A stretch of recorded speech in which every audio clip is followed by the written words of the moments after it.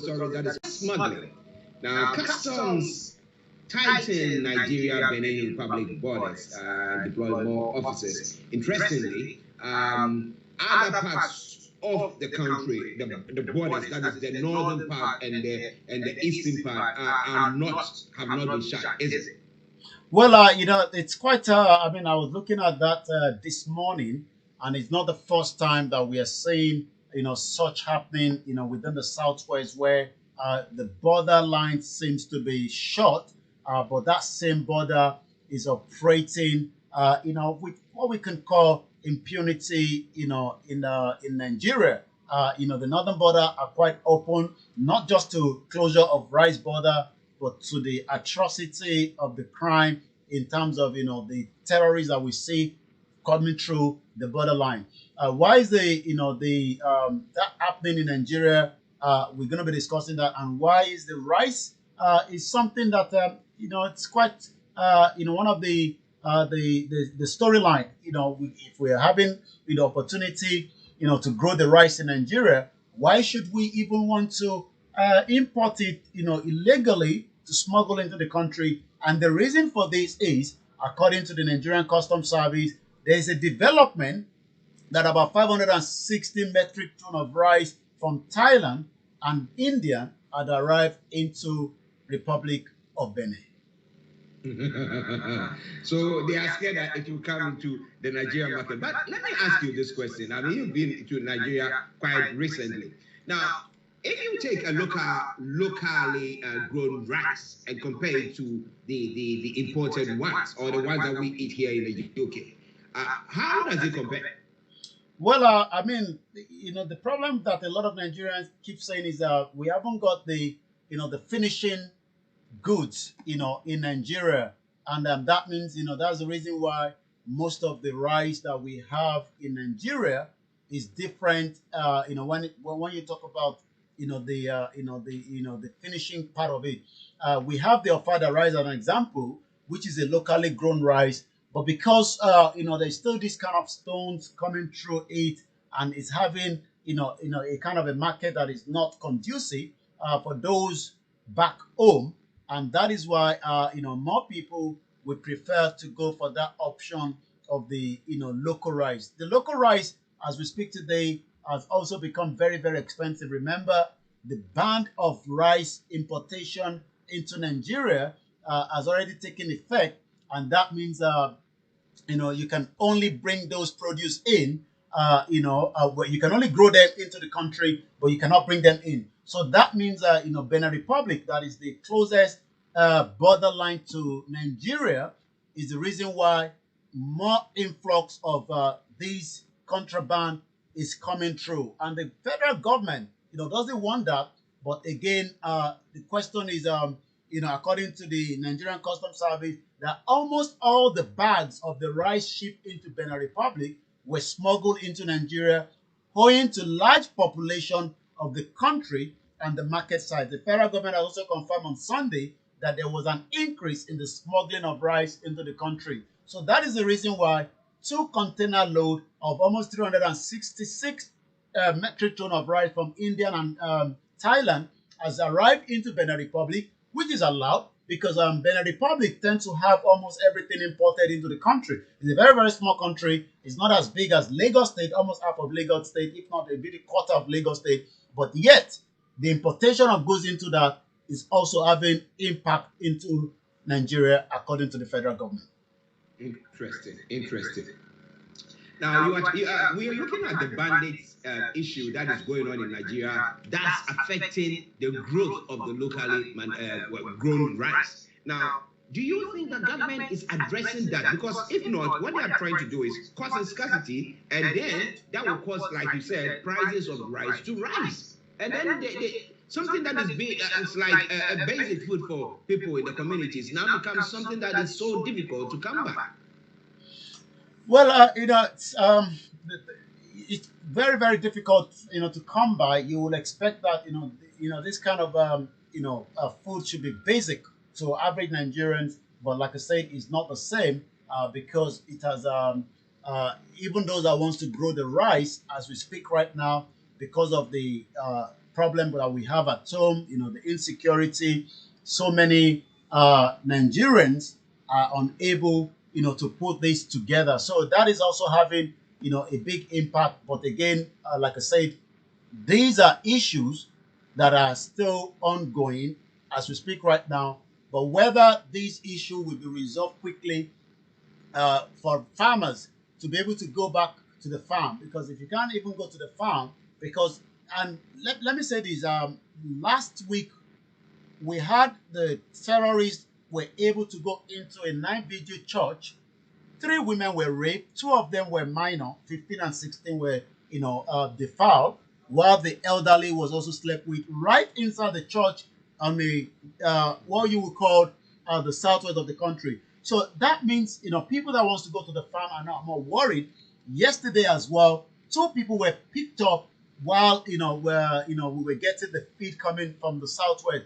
So even if you want to grow the local rice in Nigeria in the southwest, you can't do so anymore because your safety is now becoming something that you will be worried of who could attack you right inside the farm. Well, listeners, it is Starr Radio UK updates from Nigeria. Has government, the federal government, put the cart before the horse? What have they done? Well, we'll be looking into more of those stories. But let's leave it to Mr. Olayomi Koiki. What are some of the other stories making the round, sir? Yes, sir. Once again, it is still Starr Radio UK, your finest African and Caribbean radio station in London. So we're going to be looking at some of the other headlines that we have at the moment. But let's say, those of you that are joining us, remember to follow us on all our social media handles, and likewise, remember to follow us as well and subscribe as well. Ikoyi collapsed building. Subscriber of those that wanted part of that beautiful 360-degree that have now come into Robust have paid or signed about $500,000 each, according to the contract. Ikoyi collapsed building. Subscribers signed over 500,000 contract each, according to this to the news. The collapsed 21-story building in Ikoyi, Lagos State, signed contract ranging from almost 206 million naira to over $3 million for the purchase of a luxury apartment in a high-rise from Fourscore Heights Limited, findings according to correspondent. Document that was obtained show that after the payment of an initial deposit, most of the subscribers signed an agreement to pay the balance over a period of 48 months. So you could see that the amount of money that was put there is not for an average Nigerian, because an average Nigerian would not have been able to pay or find such a money. Maina, if you remember, is one of the individuals that have now smiled out of court. I'm not sure why he's smiling after a 8-year sentence, according to the headline. Knocks as Maina smiles and waves at associate after 8-year jail sentence. Even there was a tussle between the EFCC and the prison controller on who is going to take him after the sentence has been given. You would thought that a system like Nigeria would know that if somebody has been sentenced, it then passed on to the prison controller to take him to the prison. But you could tell that the EFCC are still more interested to have him in their custody. I'm not sure why. So, according to the news, lack of remorse by a former chairman of now defunct pension reform tax team, Abdulrasheed Maina, after a federal high court in Abuja sentenced him to a total of 61 years imprisonment for defrauding the federal government and some pensioners of close to the tune of 2.1 billion naira.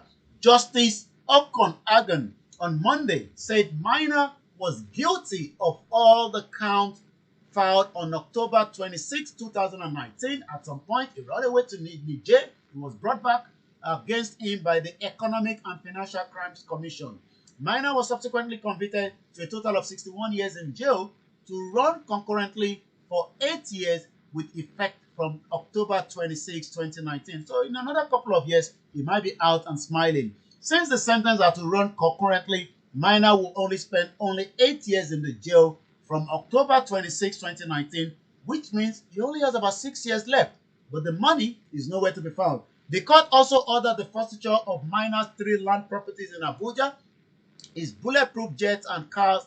There will be auction and the proceeds paid into the federal government account, while millions of Nigerians are still asking where the pension for their loved ones are all over. But while he was coming out of the court, he was smiling, he was waving to some of his associates. And like I said, a lot of Nigerians are now asking what makes him different from other court cases that we've had in the past. I'm going to take a couple of more, then come back straight again to you in the studio. Gunmen assassinated a retired senior military officer, AVM Muhammad Masaka, at his residence in Kaduna. This is happening today. According to intelligence report, the victim was murdered at about 10 p.m. local time yesterday, November the 8th, after the assailant infiltrated his home. Again, it's not the first time that we are seeing such a crime happening in Nigeria. Also, terrorists ambush security personnel in Magama local government area of Zamfara, killing scores. Terrorists have ambushed a team of mobile police patrolling the Magami Gushu Highway, local government of Zamfara State. According to the report, the terrorists ambushed the security operatives who were driving in Hilux vehicle and killed several of them. According to intelligence gathered, that the terrorists then set the Hilux vehicle ablaze, fled into a nearby forest after perpetrating their inferious operation. Again, let us remind ourselves that the terrorists ambushed 2 weeks ago security personnel at Shinkafa of Zamfara, which means that Zamfara State has continued to have terrorist operation in the country. Last 2 weeks, about nothing less than 20 of them killed, and the corpse was also set ablaze. There has been a surge of terrorist attack in the northwest in the recent weeks, notably in Zamfara State, leaving many dead, people injured, property destroyed, and cattle rusted as well. This was what prompted the Zamfara State governor, to shut down the telecommunication service in the state. But again, that is not having any kind of impact at all at the current situation in Zamfara as we speak right now. So let me come back again to you now in the studio. It is still Starr Radio UK. It is your finest African and Caribbean radio station in London. Yes, listeners, Mr. Olayomi Koiki for you bringing you updates from Nigeria. Now let's look at the Maina story. It's quite an interesting one because I'm looking at, is it that maybe they kind of deal with him in the first place? That's why he's so confident that even leaving the court, he said, well, guys, see you in a bit, man, and waving and smiling. If somebody who knows that they are going down for 8 years, I mean, to be incarcerated, I mean, normally you will see them either in tears or their persona is going to be one of sadness. But if you see somebody smiling and waving at his associates, then you know that maybe that is why the EFCC decided that they are going to keep him and not the prisons. Well, I mean, that's not even the case. I mean, yes, we don't know what deal was cut between, the federal government representing, the EFCC that is representing the federal government. And for those that might not know, the EFCC is the economic financial crime that runs after individuals, groups of people that have stolen the wealth of Nigeria. And sometimes, a lot of Nigerians have also asked, whether, the job, given to them is a job that is doing exactly what a lot of Nigerians, would want. Because sometimes, there could be bias, as a lot of Nigerians have asked whether more people that have been, point finger to, should be chased after as well. But let's come back to Maina.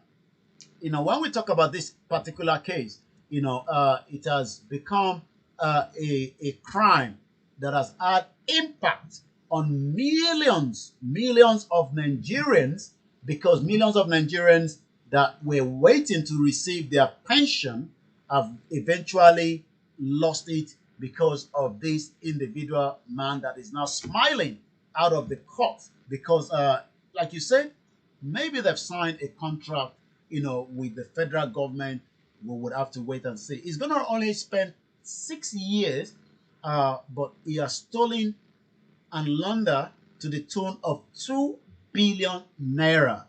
2 billion naira could have gone into a lot to make sure that those that have the money receive it as well. But EFCC has also joined Mina's company, Common Input Property and Investment Limited, in charges and was found guilty as well. So again, he was convicted of concealing this true identity as a signatory to open account at the UBA and Fidelity Bank by using the identity of his family members without their knowledge.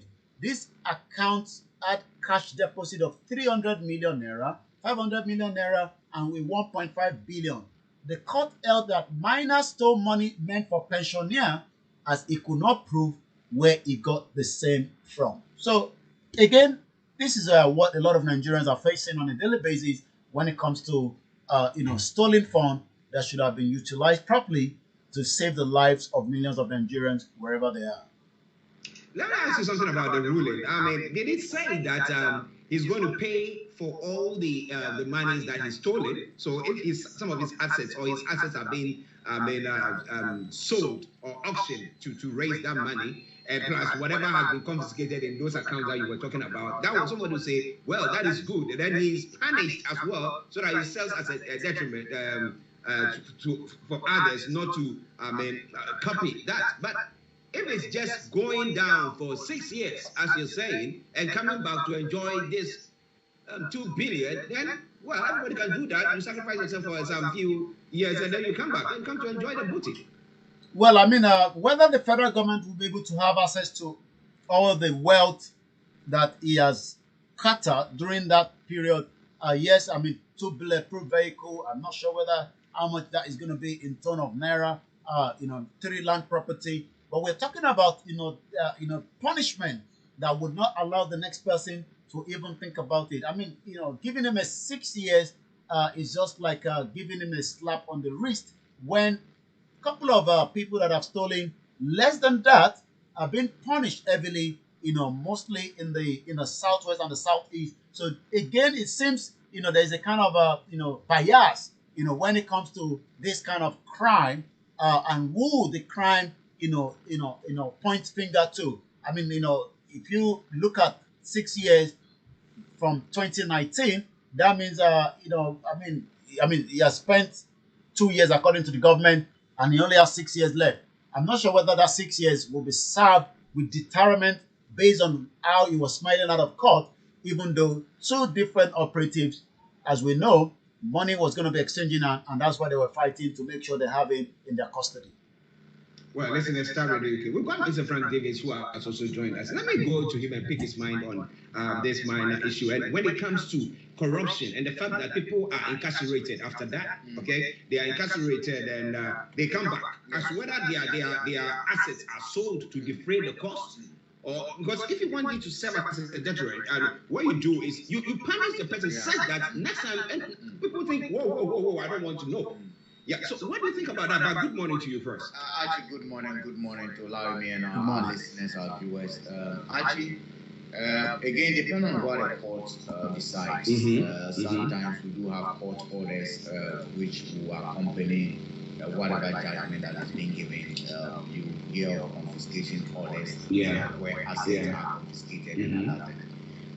If that is not in place, then it becomes difficult for the government. But Archie, what we do know as of today is that we have not actually punished people or show signs of punishing people. Actually, when we're official, become very, very scared of whatever is likely to happen to them. Our laws, for instance, today do not actually go enough to basically tackle, family officials who steal. Because if I have a brother and I know asset declaration, I declare my assets, and I know that something, if you come after me, I am going to make arrangements so that my wife, my cronies, my siblings, factories are bought in the name of people, businesses are bought in their names, businesses, accounts created. So that is what we should be pushing for. That we should have laws that will group more people. But again, if it comes to someone being competent, I do not think that they should be allowed to profit from what they stole. So if I put out 10 properties, this is not drug money where you conceal some and you come back to enjoy it. Even that proceeds of crimes are proceeds of crimes, and they have to be taken away from you. And again, you know my stand when it comes to incarceration. I think that for me it doesn't work. We need to bring people to the point where the public will see that this was a minister. He's been convicted of crime, ashamed, and then parade them every day they go to work. Secondary schools are there, our colleges are there. We need to train the next generation not to become a criminal. Why do you parade a criminal that you once saw on TV commanding respect? They parade that person in front of them, but cleaning their toilet. We have toilets in our secondary school. The minister to go in there and cleaning it, scrubbing it. They got them. The student will ask, there was the man, there was the man. Why is he not who has bulletproof car? Who has bulletproof car? It's not a compromise. And he was the one who used to pray. Why is he cleaning our toilet? He said, look, you see that that is not what you really need to make money. So that part of it. You need to come out with some of those actions to be able to deter them. Because we need to prevent the next generation from taking such action. Well, listen, let's start really quick. Bashir Abdulsalam Toron Bali says, watching live from Bali, local. Okay, I like Bashir Abdulsalam Toron of Bali. Okay, good morning to you, sir. Hope you are doing very well. Thank you very much for joining us. Good morning to you as well. Okay. Now, do you want to react to that? We just move on to. We just move on. Okay. Now, you did talk about the bandits who have killed, what do you call him, a retired army officer, ADL Mohammed Massacre. Now, my worry is it now becoming something like hitmen being hired assassins, call them something of the sort, so that when it's targeted, maybe this person did me some bad some time ago, and then it looks like that is what is playing up now. Did they go there to go and rob him, or just went there to just kill him? Well, the question is do we have other ethnic groups committing crime? Yes. One surfaced from the southwest of Nigeria, which is the Yoruba side, in Ekiti State, precisely, where a video of the operatives of the police, gave us a result of a kidnapper that has committed more than 3 kidnapping, and he was even able to kidnap his mother-in-law, and that tells you, the kind of crime being committed, in different parts, and yet, it could be something that we don't know whether this was a hit target or whether it was just, somebody that is not happy with this individual and decided, to send, people to him. But the question then is, what is the role of the government, in protecting the lives? It still goes back again to the 1999 Constitution that a lot of Nigerians have complained about. Every crime is local. So the one that I talked about, where a notorious kidnapper in Ado-Ekiti, named as Ogunremi Olubumi, is a Yoruba person, as you can tell from the name, is a Yoruba man, is 49 years old, is responsible for number of adoptions and also reported recently in the state. Does not mean that we do not have other crime, like I talked about at the beginning of this conversation, where Fulanis entered a church during their night vigil. 3 women were raped, 2 of them are minor, defiled, and the elderly one, and the leader or the pastor of the church was taken away, and a 10 million ransom on his head. So you can tell that the situation we have presently, just as the one that we're talking about with this particular, a retired, military, officer, senior military officer. The question is, while he was a senior military officer, what were his role to make sure that issues like this will have been resolved in terms of his own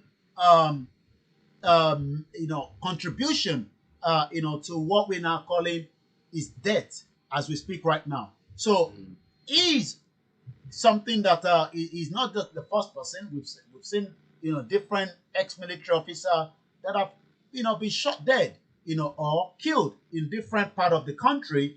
But like I said, AVM Mohammed, a top military officer, shot dead in Kaduna State, where we've seen a lot of atrocity.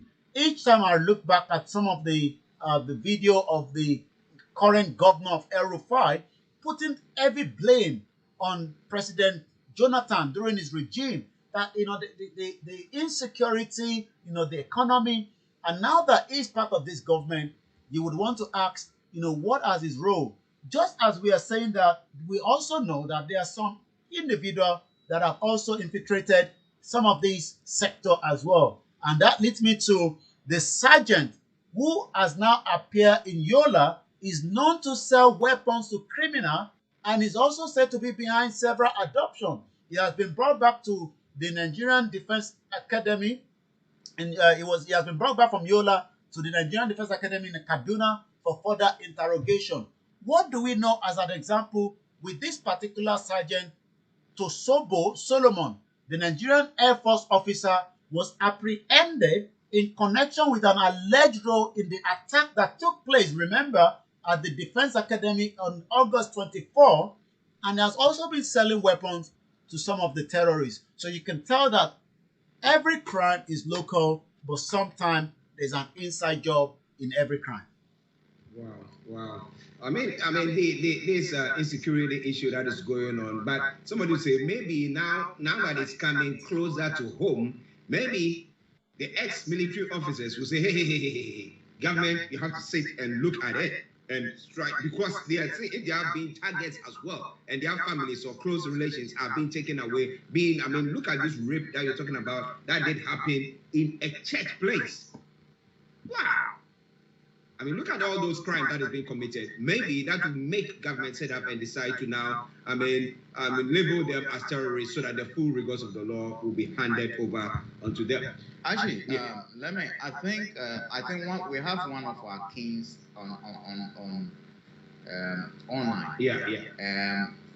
The other time we spoke on Roots of Africa program, we did touch briefly on the issue of insecurity. In my thoughts, I do believe that government needs to do everything. Okay.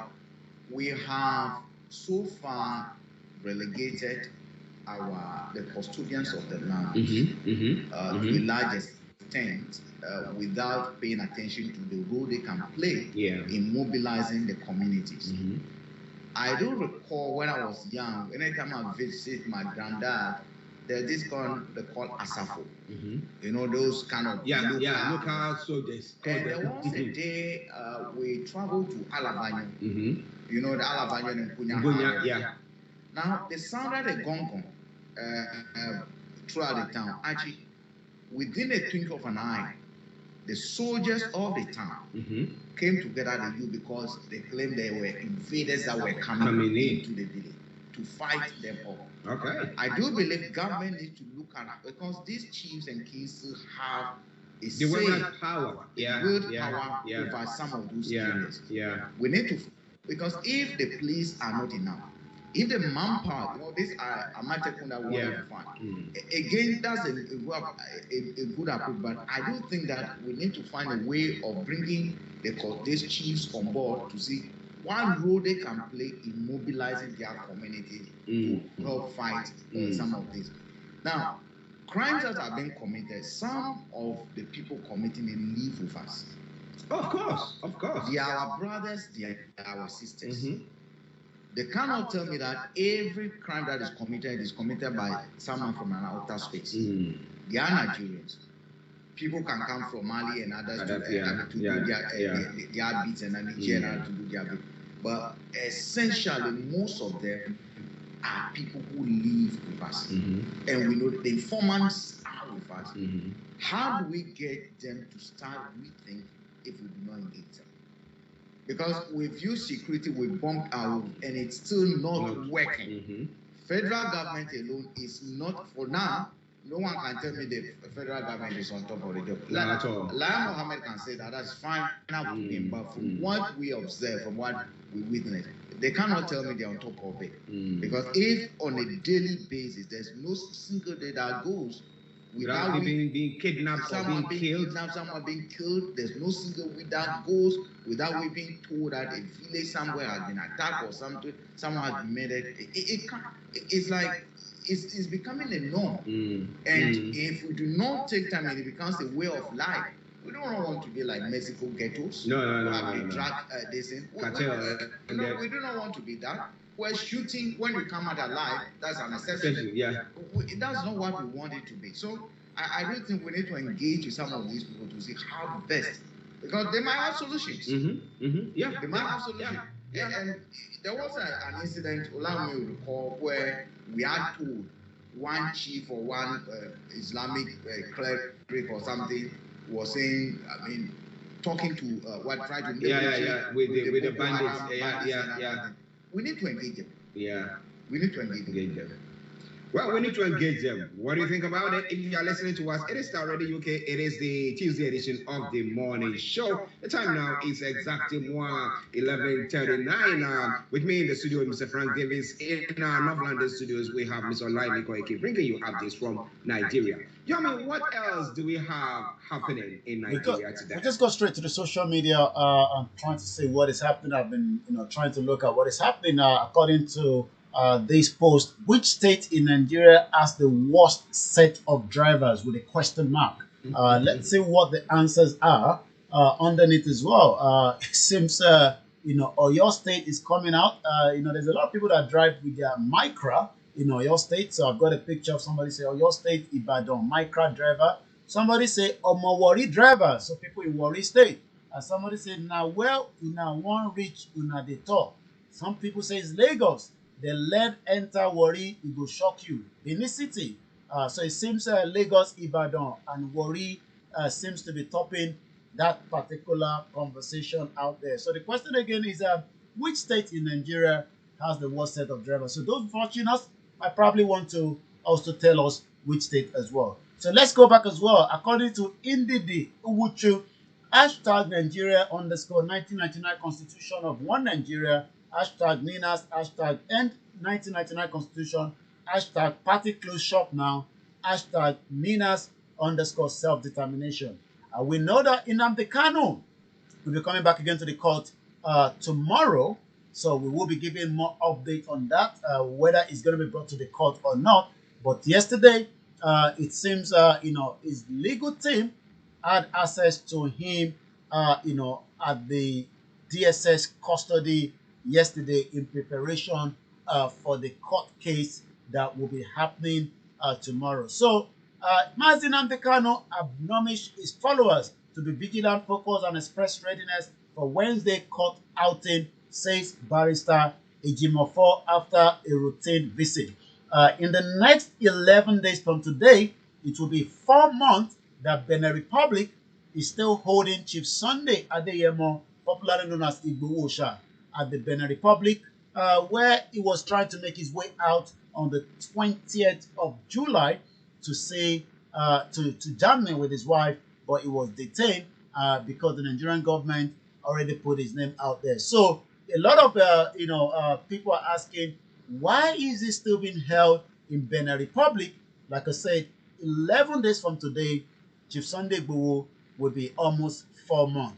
But one of the the media personnel in Nigeria that spoke during one of the interview that I listened to says the reason why Chief Sunday IGBOHO is still being held in Nigeria is because the Nigerian government is still putting a bully around Benin Republic that they must not release him. So there's a lot of pressure going on, and a lot of the Yorubas are asking the question, when will he be released? There was a rally on Friday last week at the embassy of Benin Republic in Paris, and the one in Washington DC, they're expecting to put another one together as well. So that will be from me on the social media. 11:42.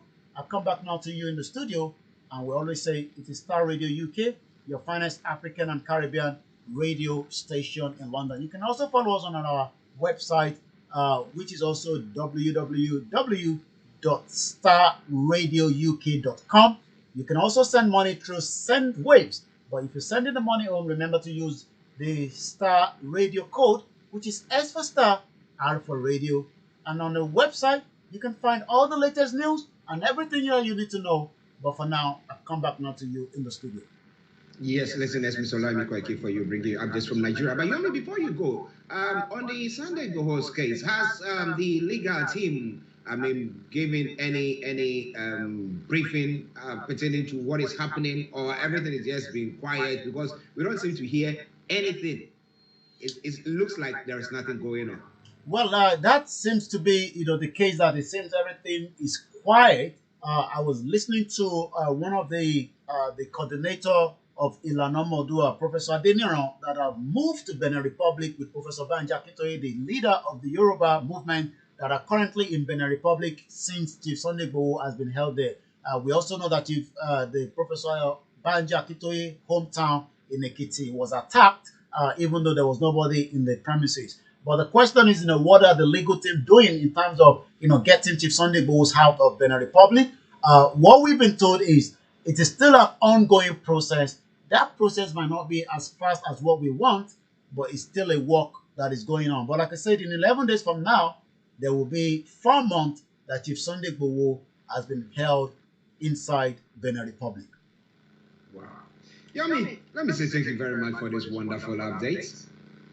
Thank you very much. Make sure you stay tuned again so that you can continue with Frank and Archie. I'll be back again same time tomorrow, where we hope before I come on, Mazinam the court case would have been already proceed, and we would to see whether DSS will be driving in with a large convoy as they did the last time as a president that was coming into the court. That's a good one. Yeah, the convoy shows him as if he's a president coming to the court. Yomi, have a lovely day, and I'll catch up later. Bye for now. Bye-bye. Well, listeners, that was Mr. Olayomi Koiki bringing you updates from